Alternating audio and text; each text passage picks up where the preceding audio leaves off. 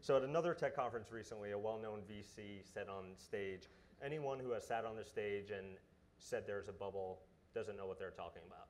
But we're on a different stage, on a different coast. So you've raised a lot of money. What is there that B word? When I look at it, it's bubbly. Which has been good for you. Yeah.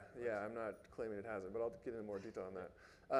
It's just things, I'm an operating CEO, so I'm running this company, and I see things like just salaries. We have to pay people in competitive salary negotiations, and salaries are rising very quickly. I look at real estate. We're in San Francisco, great area to be, but real estate is rising very, very fast.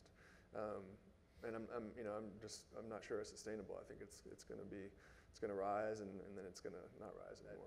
The reason we've raised so much money is so we can grow very quickly and not be at the mercy of the capital markets for more money.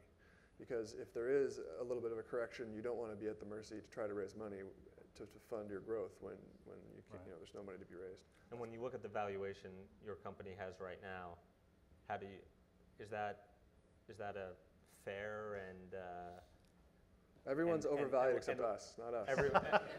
So if the public market winds start shifting radically, you're okay with the money you've raised to go it alone, or does that stance have to change?